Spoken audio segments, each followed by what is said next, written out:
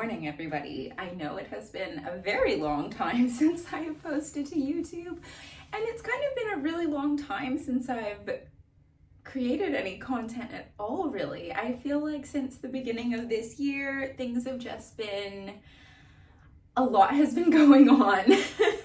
And sometimes I feel like when you're going through such big life transitions, like creating like content for the podcast and like the email list and everything else just sort of fell by the wayside. I feel like at the beginning of the year, like it was like a really big like time of just going inwards. Like there was just a lot of like inner work happening, and I just really was not feeling like the pull to create content. But here we are on YouTube.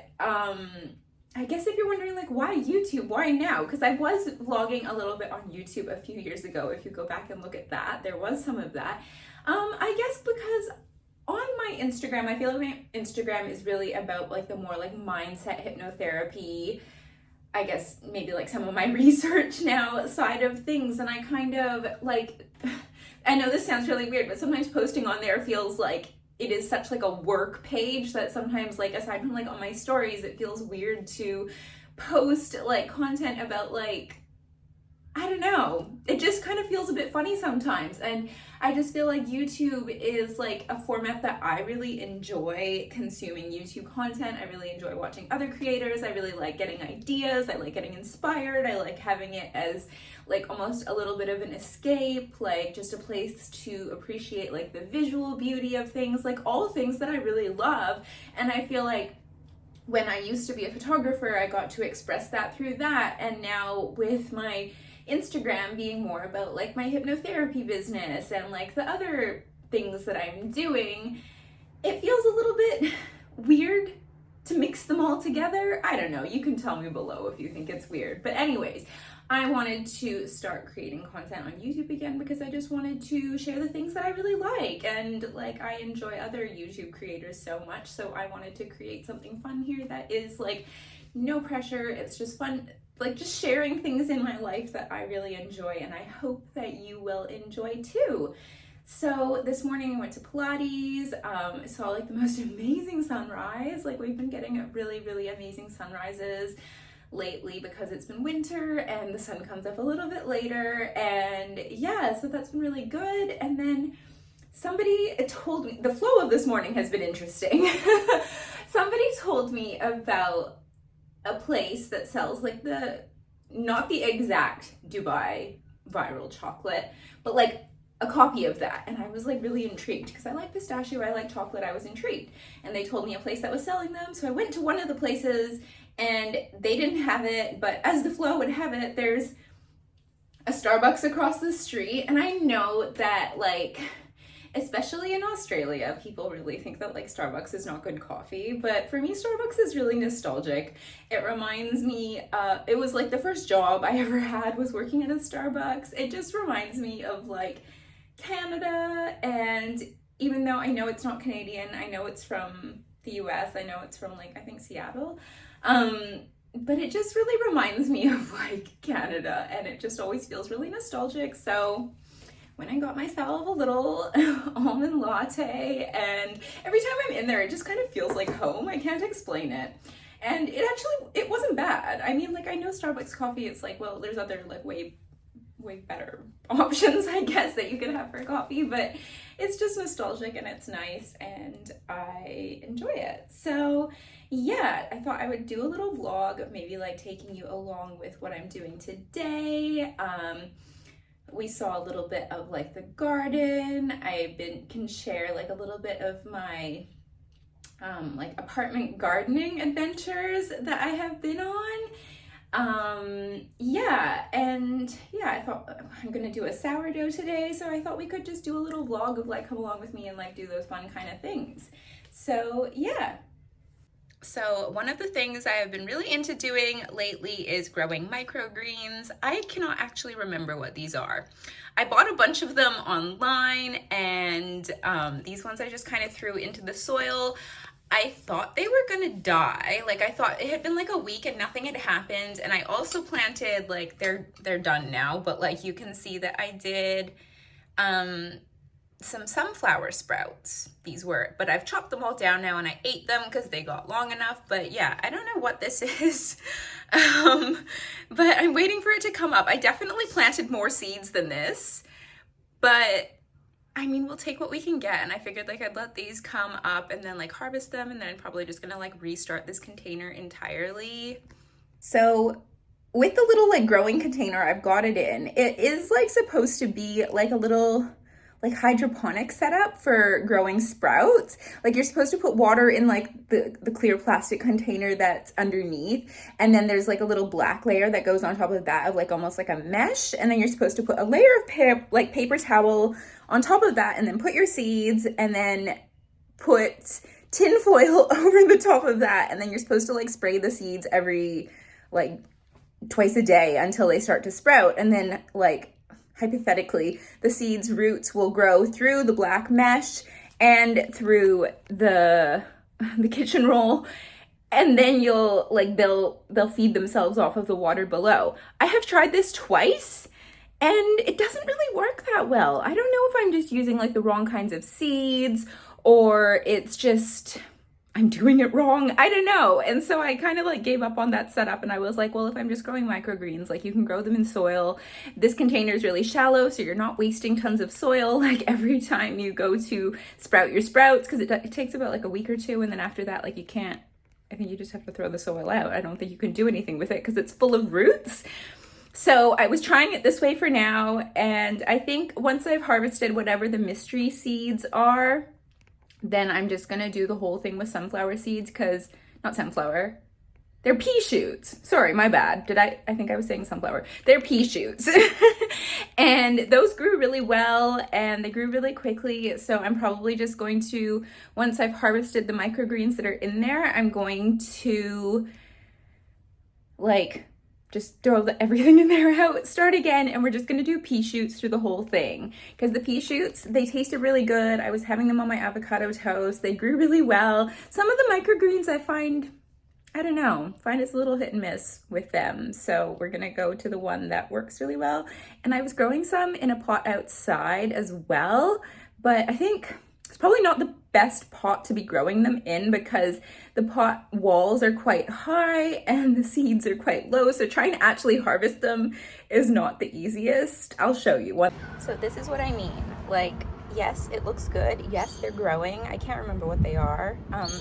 I'm sure they taste delicious. Maybe I'll just harvest them now, but you can see what I mean, like how like trying to get your scissors in there, not the easiest. So yeah, lesson learned. And then this weird little setup here is I decided I was gonna give growing roses a shot. And even though people are like, I don't know, I guess roses, I feel like they have a reputation for being difficult, or maybe like also like the zone that we live in, which is zone 11A, if you're a gardener, it's like subtropical, can be tricky sometimes for growing things. But I was determined. And one sec, I'll spin you around. So what happened was I found a beautiful pot online. I ordered the pot and they say that there's going to be like a bit of a delay potentially on shipping because they're doing something with their warehouse. And I was like, whatever, I'm just going to order it anyways. And then because I've been looking at this particular rose, which is called Earth Angel, which is really cute. And I chose her because she apparently will not get too big, and also she's like disease resistant, which is important when you live in like a place that's really humid like it is here in the summer, and you don't want it to get like fungus or anything. And yeah, everything kind of ticked the boxes on being like a rose that might have a chance of surviving in this climate. So ordered the rose, ordered the pot. Of course, like the rose shows up and then the pot is still in transit. And it's supposed to come tomorrow, which I'm really hoping. But with the help of the internet, I found out that because it is a bare root rose, like as you can see, it's just the roots and a little like bit of the stem. It's in a dormant state. if you already know this, I'm sorry. I'm new to rose gardening. I thought it was interesting. So like they send it to you, it's in a dormant state. So basically it can live in water. They said for maybe like 3 to 5 days, as long as you keep changing the water. And I added a little bit of like seaweed solution to protect it from stress. And they were like, as long as you keep the roots like covered, which is why it has the newspaper around the base of it, because like the stock pot that I'm using to soak it in is not big enough. And you want to make sure the roots don't dry out. You want to keep them moist, but they can stay in the soil for like 3 to 5 days. And what happened was I ended up going to Bunnings and buying like an emergency pot, because I was like, oh my God, like what if the actual pot that I want to use, if it doesn't come in time, and then I just have this rose that is like sitting around waiting to be planted. And so I was like, okay, I have the soil. I'm going to go to Bunnings, grab an emergency pot, and that way I have it to hand. And if I don't get the actual pot that I want, if it doesn't come in time, I'm just going to plant it in there temporarily so that it's not just sitting in a bucket of water. And of course, as soon as that happens, I get the notification that the actual pot is coming on Tuesday, which is tomorrow when I'm filming this. So I have the emergency pot. I don't think I'm going to use it because I think it's like a little bit too big for the balcony. And I know like for the rose, that's not probably a bad thing, but also like the balcony is quite small. So you want to be strategic about what you put on there if you want to be able to fit anything else on there. So yeah, that is where we are at with the rose scenario situation. Yeah, it's sitting in its water. It's been in the water since Friday. It's Monday right now. According to the internet, that should be okay because it's in a dormant state. I've kept the roots covered. They haven't dried out. The water looks like good. I've been changing it.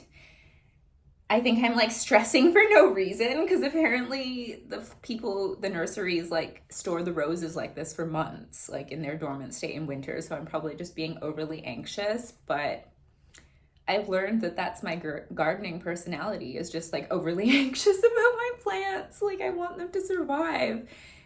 But then I was trying to like talk myself out of how stressed I was about it. What a first world problem. But I was like, worst case scenario, like something happens to this rose and then you just have to like order a new one. It's fine. Like it should be fine. Yeah. So that's what I've been stressing about lately. I know that it's not the biggest problem in the world, but I just like care about my plants and I want them to survive and I want them to be happy. So that's where we're at with that. And it's just been sitting here in the middle of the kitchen looking really, it's not really a vibe right now, but yeah, the things that look ugly in winter look beautiful in spring and summer. So yeah, hopefully the pot comes tomorrow and I can get her planted up and then she can go sit on the balcony and everything's gonna look great. So this is the H2O frequency water, activated spring water. I know this is like the most woo sounding thing in the world, but I have tried so many different kinds of water and this one gives the best results. I first found it when I was working at Fundies in Byron Bay, and this is just the best. Like I think it has like, we can look at the bottle, it has some nice minerals and it's alkaline and it's infused with the frequency of love at 528 hertz. And when I say that this water actually makes such a difference when it comes to making your sourdough, it actually does. I have tried all different kinds, filtered water, other kinds of spring water. For me, this one works the best. And so when it comes to sourdough, it is a temperamental beast. So you just want to give your sourdough the best chance it has of becoming like the loaf that it can be.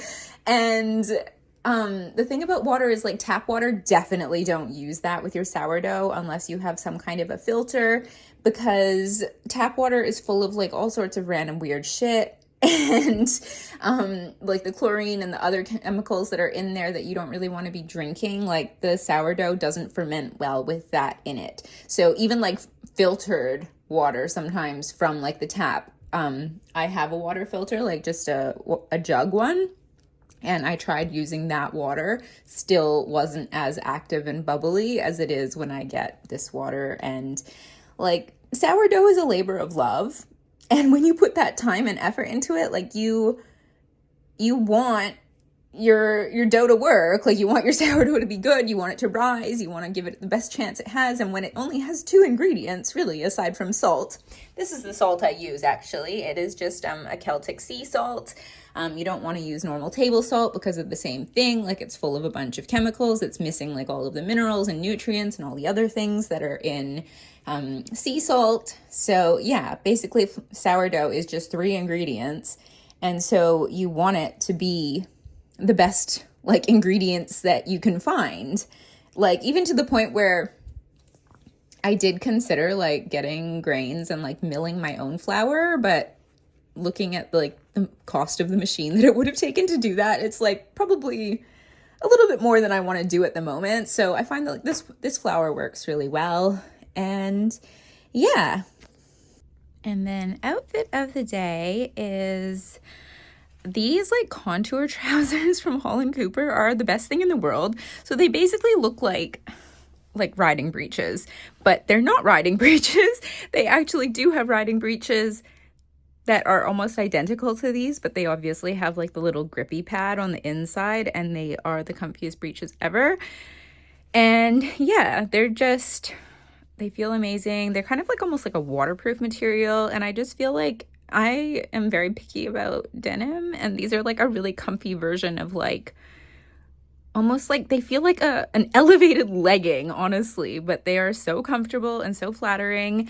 And this is a little Holland Cooper cable knit quarter zip, super warm. And then this is a pre-loved Ralph Lauren blazer that I found on eBay. And then the boots are from Zara.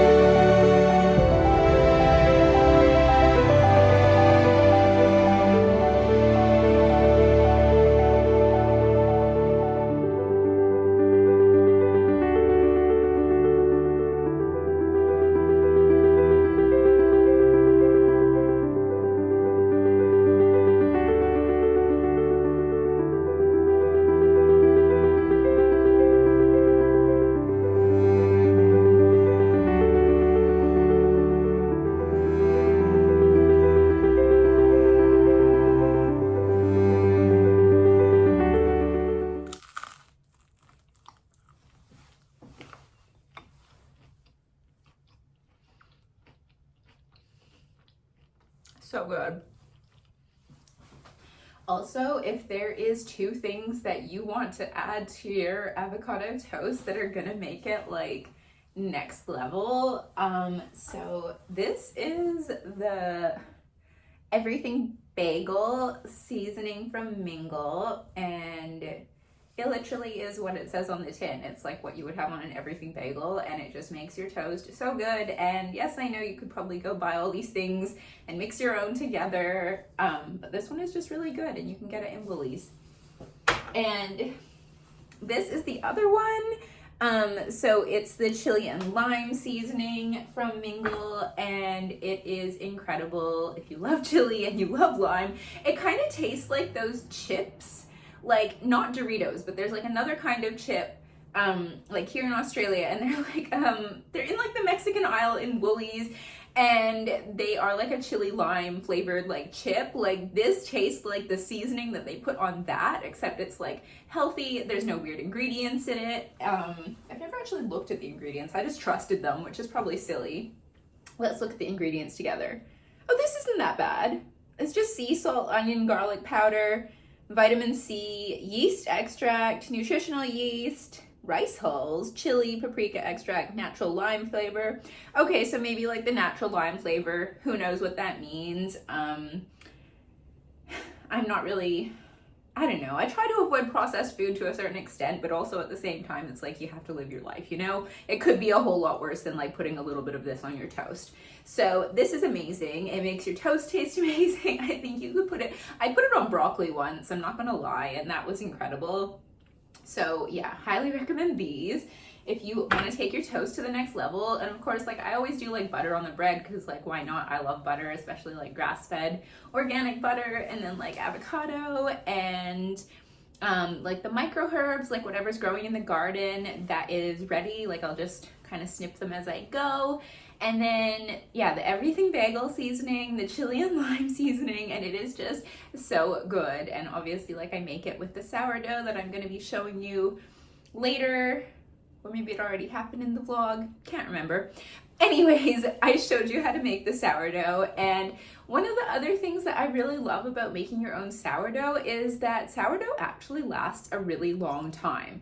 I have never had a loaf last long enough to actually like go moldy or go bad or any of the things, and I just think that's kind of like amazing. Like, because if you look at the conventional ingredients in bread in the supermarket, it's a little bit like I don't know. And like conventional wheat is like one of the things that is sprayed the most with glyphosate.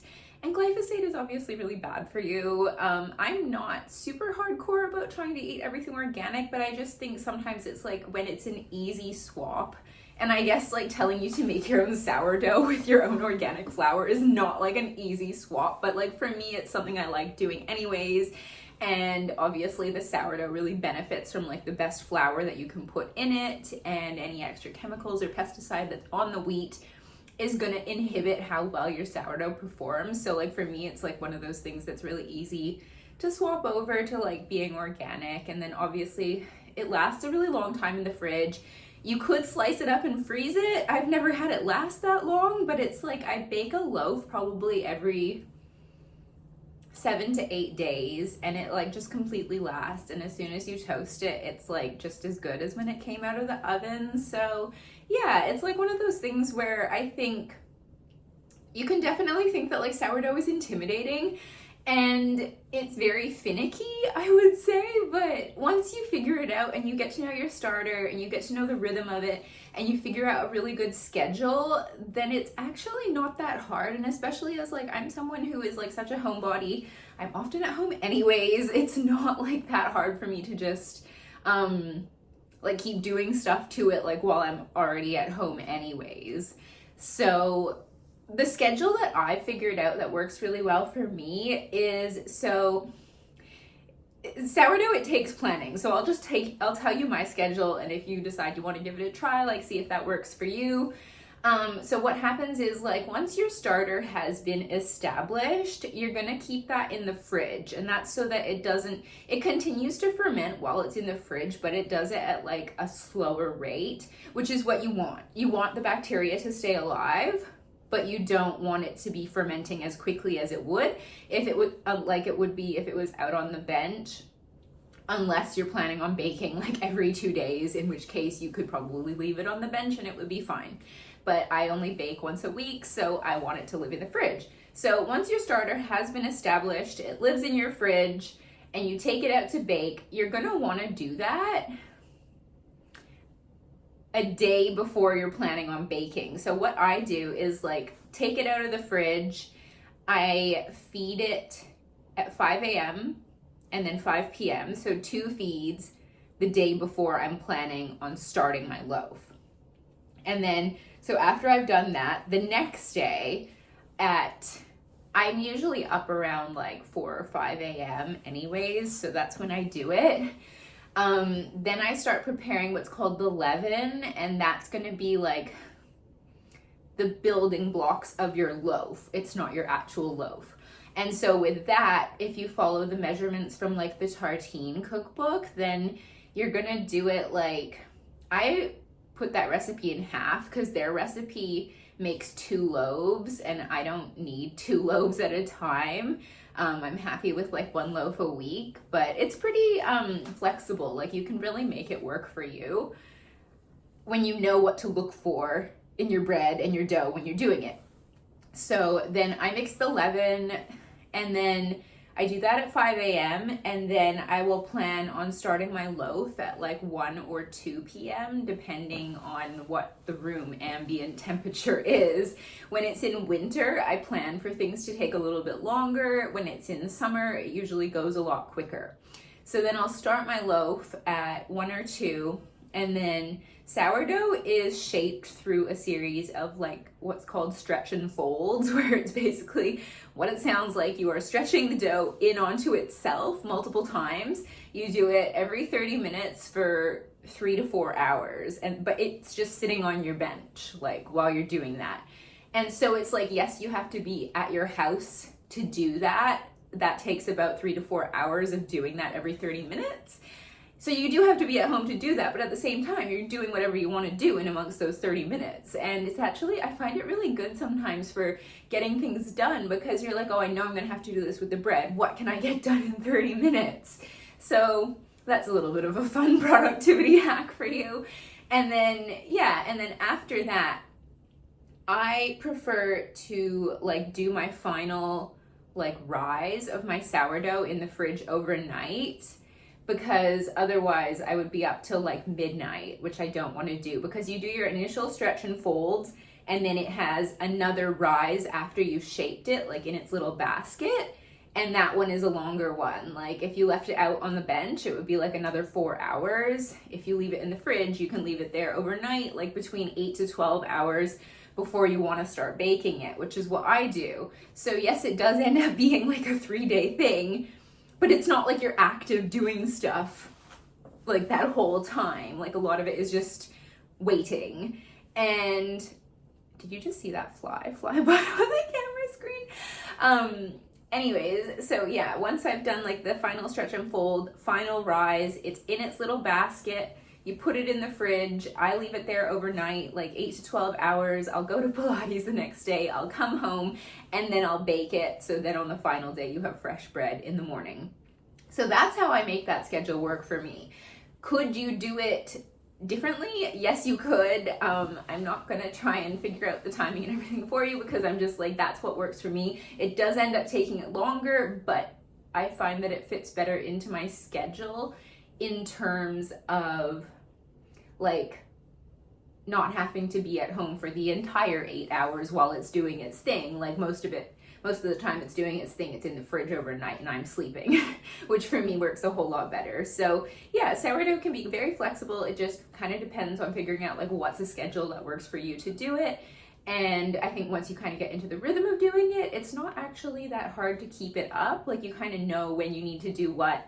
I set reminders on my phone, and I find that's really helpful. Like I set a reminder when it's time to feed the starter, and then I set a reminder when it's time to do the leaven, and then, yeah. So we'll get into that in the next little bit. Right now, we're just waiting for our leaven to essentially start waking up. Okay, so the pot got delivered for my Rose, which is so exciting. Oh my goodness. And so we're gonna pot her up together if I can get this open. Oh my god. Eat.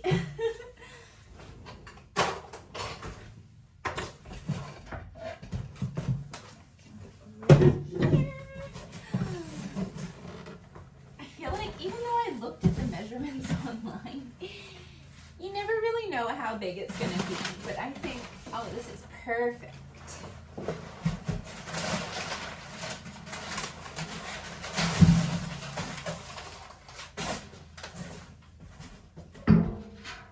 Ta-da!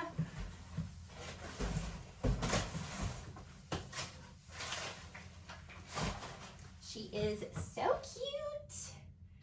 Okay, super excited about this. I think we're gonna do this on the balcony because I feel like once I move it, once I fill it, it's not gonna wanna move.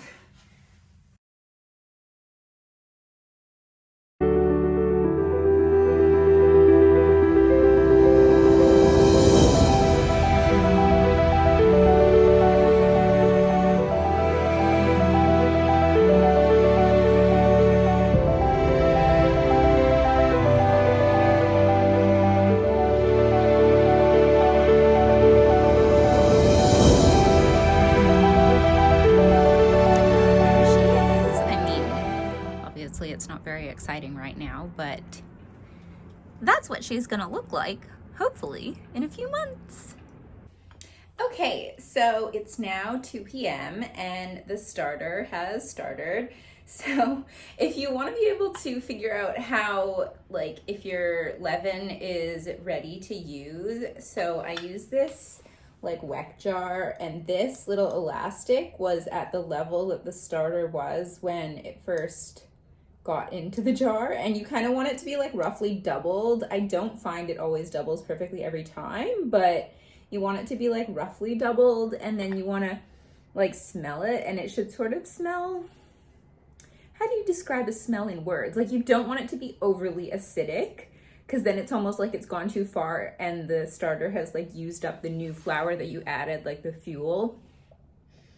It's kind of like a creamy, like milky, like tangy smell.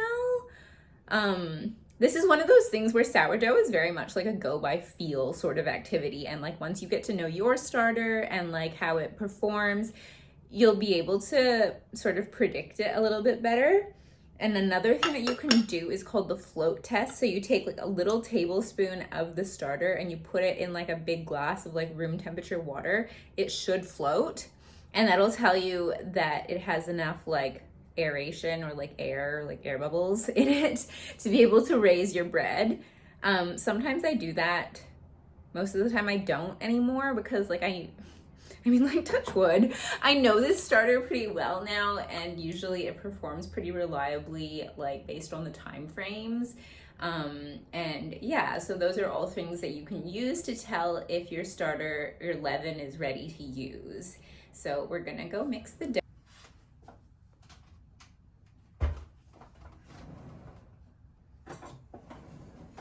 So I'm gonna do 350 grams of water.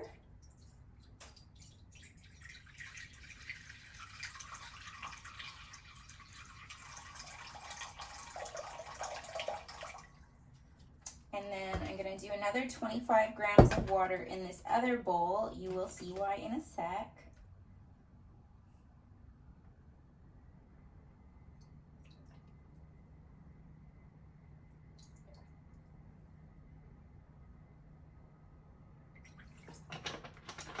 And then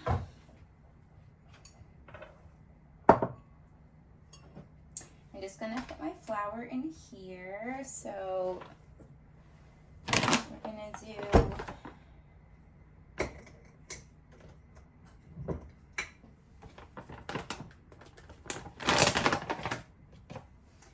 50 grams of wholemeal. And then 450 grams of this.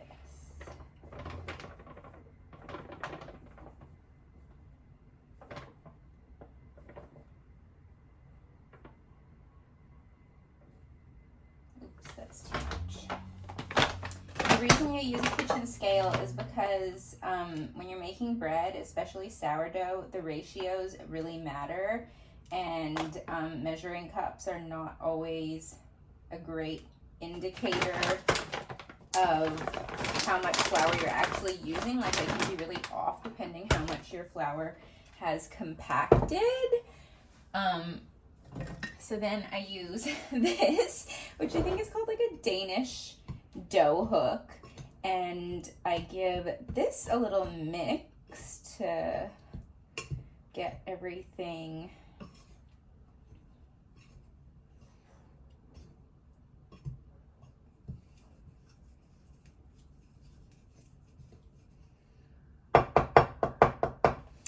then I'm gonna take my water, and I'm gonna take,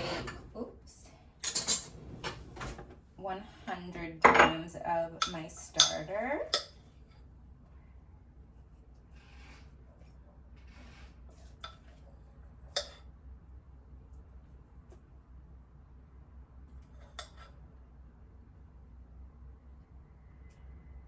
And then this, the rest of your leaven becomes your new starter.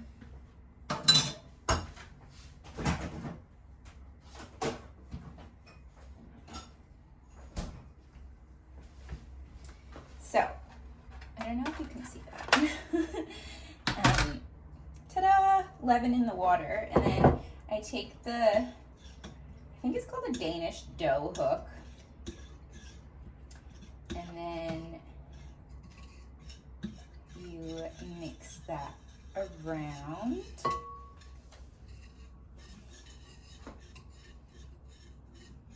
Until it's sort of made like, you just want it to be, your starter to be evenly mixed through the water. And then, once that's in there, you're just gonna dump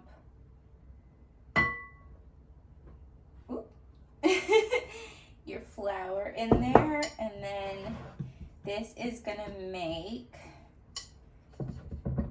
a big mess.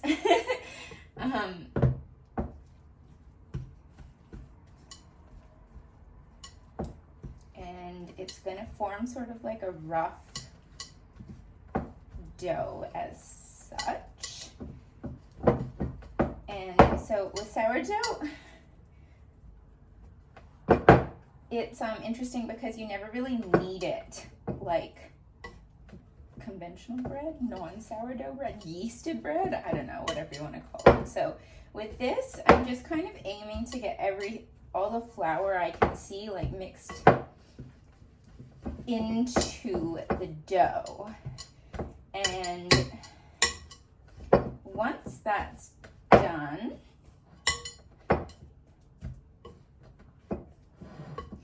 then the next step, in French, I think it is called the autolyse.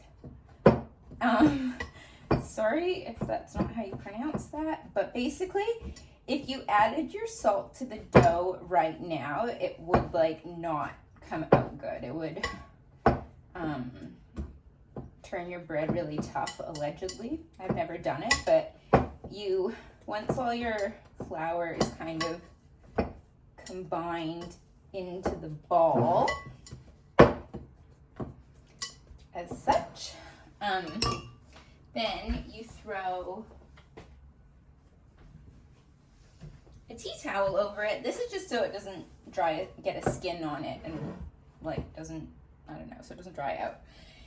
And then you set your timer, which I'm gonna do on the stove for, the book says 20 to 30 minutes, so I always do like 25, and that gives a chance for like the protein strands and the gluten to relax.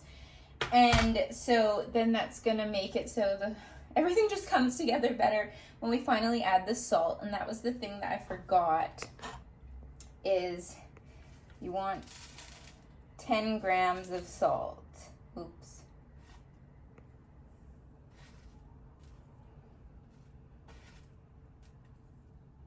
Yeah, 10 grams of salt, but don't add it in yet.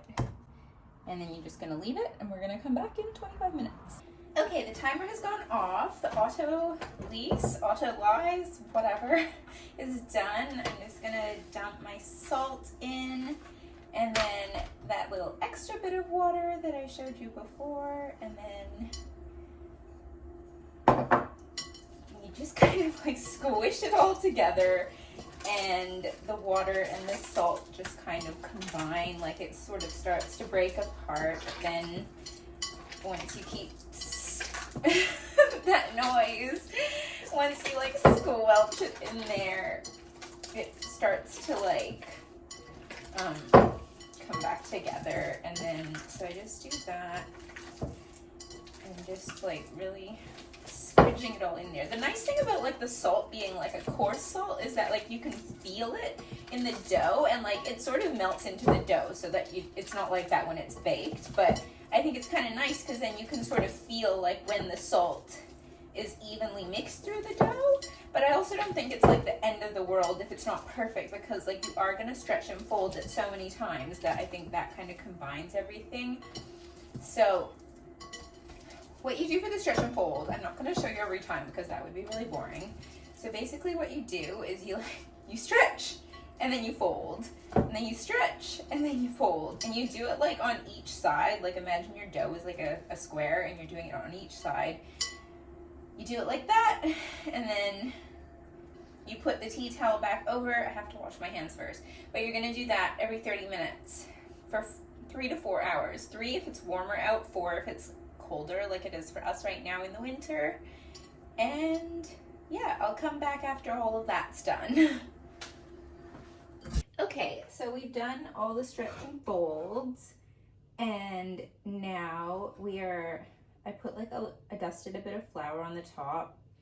You want your bread scraper, and you're gonna do like, it's called bench shaping, where basically, sometimes it's easier just to use your hands. Basically, you are tightening it into like a little ball, and this just builds tension, so it's holding its shape when it's doing what it's gonna do. And this is another thing where it's kind of just by feeling, like you can sort of feel when it's at like the tenseness that it needs to be. And then you throw the towel back over it for another 20 minutes.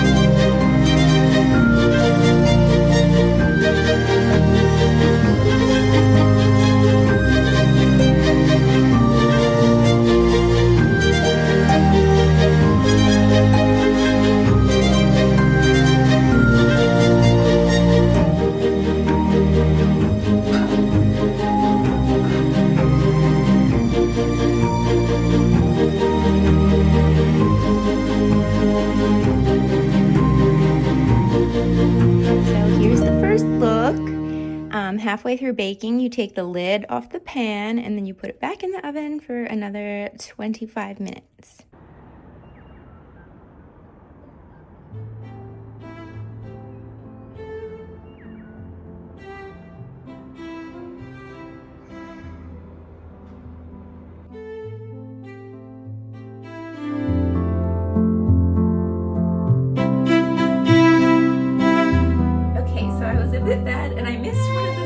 Last night before I went to bed, which was like the shaping of the loaf. So basically, once you've done all the stretch and fold, I think where I left you, it was when we were doing the bench rest after we'd done like the bench shaping.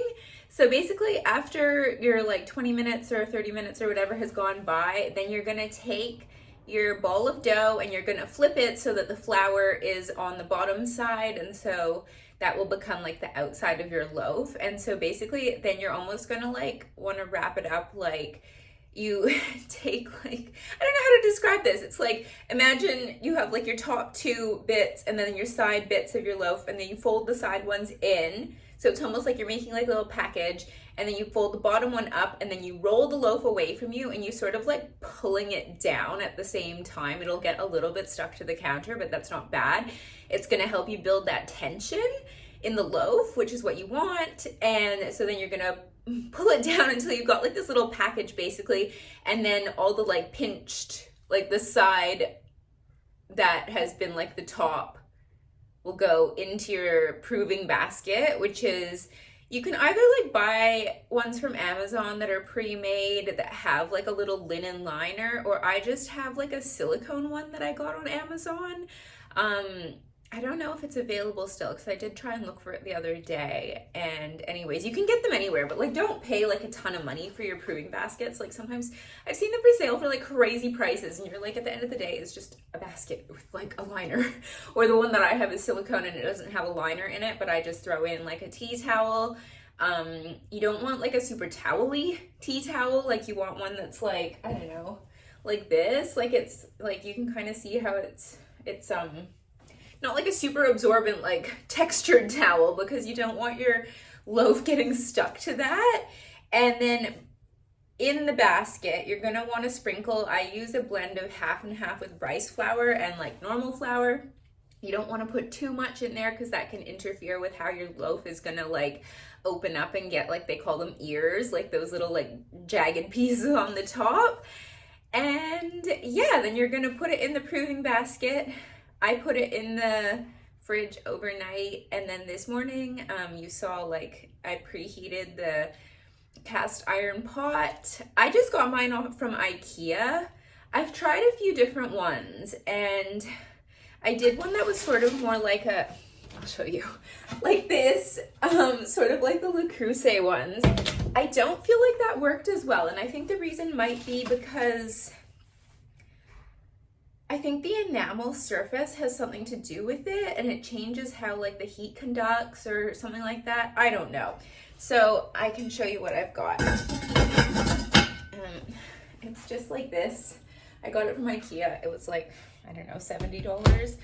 And it's just cast iron, and that's what you want. You want it to be a little bit thicker, and you want it to have a lid.